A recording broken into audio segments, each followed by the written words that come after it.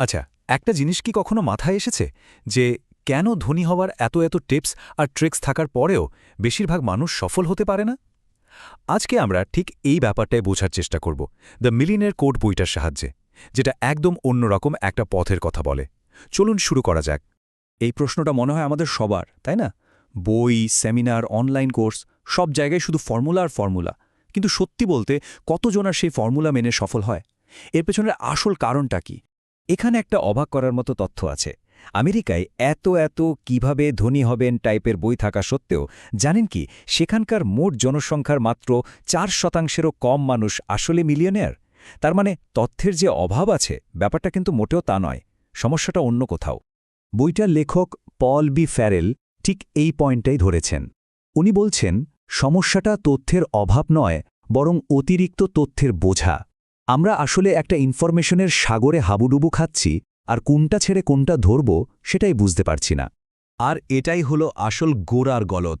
বেশিরভাগ ফিনান্সিয়াল অ্যাডভাইসগুলো অনেকটা one size fits all টাইপের, মানে একই জামা সবাইকে পরানোর চেষ্টা করা হচ্ছে। কিন্তু এটা তো হয় না, কারণ প্রত্যেকটা মানুষ আলাদা, আমাদের চিন্তাভাবনা, আমাদের ব্যক্তিত্ব সবকিছুই আলাদা। তাই অন্যের পথে হেঁটে নিজের লক্ষ্যে পৌঁছানো প্রায় অসম্ভব। তাহলে সমাধানটা কি? এখানেই আসছে এই আলোচনার সবচাইতে ইন্টারেস্টিং পার্ট। বইটা বলছে সত্যিকারের সম্পদ তৈরির রাস্তাটা বাইরে নয়, আমাদের ভেতরেই আছে। আমাদের আগে নিজেদের ভেতরে সেই ইউনিক কোডটা খুঁজে বের করতে হবে। এই কথাটা কিন্তু খুব পাওয়ারফুল। মানে সফল হওয়ার কোনো ধরাবাঁধা ফর্মুলা নেই, একমাত্র উপায় হলো নিজের ব্যক্তিত্ব আর স্বভাবের সাথে মেলে এমন একটা পথ তৈরি করা। আর এই নিজস্ব পথটাই হলো আমাদের মিলিনিয়ার কোড। তো এই মিলিনিয়ার কোড জিনিসটা আসলে কি? এটা হলো বিখ্যাত মনোবিজ্ঞানী কার্ল ইয়ুংয়ের থিওরির উপর ভিত্তি করে বানানো একটা পার্সোনালিটি প্রোফাইল। আমাদের ব্যক্তিত্বের 4টা দিক বিশ্লেষণ করে এটা একটা 4 অক্ষরের কোড তৈরি করে। আর এই কোডটাই বলে দেয় কোন পথে হাঁটলে আমরা সবচেয়ে সহজে আর আনন্দের সাথে সম্পদ তৈরি করতে পারব। চলুন এই 4টা দিক একটু দেখে নিই। কোডের প্রথম অক্ষরটা হলো হয় ই, না হলে আই। এটা ঠিক করে যে আমরা এনার্জি কোথা থেকে পাই। ধরুন এক্সট্রোভার্টরা ই হলেন সেই মানুষগুলো যারা অন্যদের সাথে মিশে আড্ডা দিয়ে চার্জড আপ হন। আর অন্যদিকে ইন্ট্রোভার্টরা আই, একটু একা সময় কাটিয়ে নিজের চিন্তাভাবনার জগতে ডুবে থেকে এনার্জি ফিরে পান।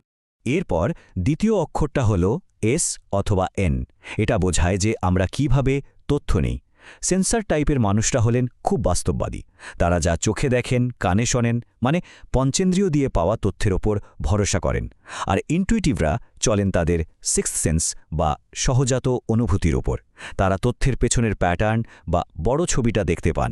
তৃতীয় অক্ষর টি অথবা এফ। এটা ঠিক করে যে আমরা কিভাবে সিদ্ধান্ত নিই। থিঙ্কাররা টি, যে কোনো সিদ্ধান্ত নেন একদম ঠান্ডা মাথায়, লজিক বা যুক্তি দিয়ে বিচার করে। অন্যদিকে ফিলাররা এফ, ভাবেন তাদের মন বা মূল্যবোধ দিয়ে। তারা ভাবেন আমার এই সিদ্ধান্তের ফলে অন্যদের উপর কী প্রভাব পড়বে। আর একদম শেষে আসে জে অথবা পি। এটা আমাদের লাইফস্টাইলকে বোঝায়।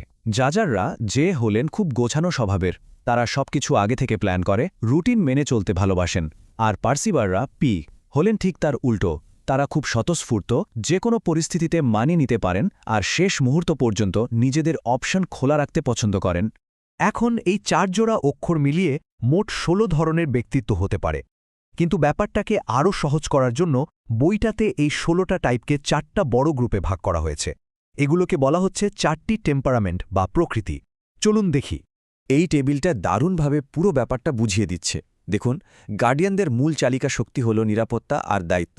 তাই তারা সাধারণত স্থিতিশীল আর নিরাপদ পথে সম্পদ তৈরি করতে চান। আবার ক্রিয়েটাররা চান স্বাধীনতা আর অ্যাকশন, তাই তারা ঝুঁকি নিতে ভয় পান না। পাথফাইন্ডাররা এমন কাজ খোঁজেন যার একটা গভীর অর্থ আছে। আর মাস্টার মাইন্ডরা হলেন স্ট্র্যাটেজির মাস্টার। তারা দক্ষতা আর কৌশল দিয়ে যে কোনো সমস্যার সমাধান করে ফেলেন। আমাদের এই ব্যক্তিত্বের কোডটা কিন্তু শুধু আমাদের স্বভাবের কথাই বলে না, এটা আমাদের সিদ্ধান্ত নেওয়ার স্বাভাবিক প্রক্রিয়াটাকেও দেখিয়ে দেয়। বইটাতে এর জন্য একটা আদর্শ মডেলের কথা বলা হয়েছে। একটা পারফেক্ট সিদ্ধান্ত নিতে গেলে এই 4টা ধাপই কিন্তু কাজে লাগে। ধরুন একটা বাড়ি কেনা হবে। প্রথম ধাপ সেন্সিং, মানে বাড়ির দাম কত, এলাকাটা কেমন, এসব বাস্তব তথ্য জোগাড় করা। এরপর ইনটুইশন, ভবিষ্যতে এই বাড়িতে থাকলে জীবনটা কেমন হতে পারে সেই সম্ভাবনাটা অনুভব করা। তৃতীয় ধাপে আসে থিঙ্কিং, বাজেট আর অন্যান্য অপশনের সাথে লজিক্যালি তুলনা করা। আর সবশেষে ফিলিং, এই সিদ্ধান্তটা পরিবারের সবার উপর কেমন প্রভাব ফেলবে সেটা ভাবা। মজার ব্যাপার হলো আমাদের পার্সোনালিটি টাইপ অনুযায়ী আমরা স্বাভাবিকভাবেই এই ধাপগুলোর মধ্যে কোনোটার উপর বেশি জোর দিই। তো এত সব আলোচনার পর আমরা এখন একদম শেষের দিকে চলে এসেছি। এই পুরো ব্যাপারটা কিন্তু শুধু টাকা পয়সা আয় করার কোনো শর্টকাট নয়, এর উদ্দেশ্যটা আসলে আরও অনেক গভীর। বইটার মূল কথাই হল সত্যিকারের সম্পদ মানে শুধু ব্যাংক ব্যালেন্স নয়, এটা হলো আর্থিক স্বাধীনতার সাথে সাথে মানসিক শান্তি আর পরিপূর্ণতা। আর সেই পরিপূর্ণতা তখনই আসে যখন আমরা আমাদের ভেতরের আসল মানুষটার সাথে মিলিয়ে জীবন কাটাতে পারি। তাই আসল কাজটা হলো নিজেকে চেনা। জোসেফ ক্যাম্বেলের এই অসাধারণ কথাটা বইটাতেও উল্লেখ করা হয়েছে, আর এটাই শায়দ পুরো আলোচনার সারমর্ম। আমরা যদি আমাদের ভালো লাগার কাজটা খুঁজে বের করতে পারি, আমাদের আসল পথটা খুঁজে পাই, তাহলে জীবনে আনন্দ আর পরিপূর্ণতার অভাব হবে না। টাকা পয়সা তখন বাই প্রোডাক্ট হিসেবে এমনিতেই চলে আসবে। আজকের আলোচনাটা শেষ করছি এই একটা প্রশ্ন দিয়ে। নিজেকে আবিষ্কারের এই জার্নিটা কিন্তু আমাদের ভেতর থেকেই শুরু করতে হবে। একটু ভেবে দেখুন তো, এমন কোনো পথ আছে যা শুধুমাত্র আপনার জন্যই তৈরি হয়েছে?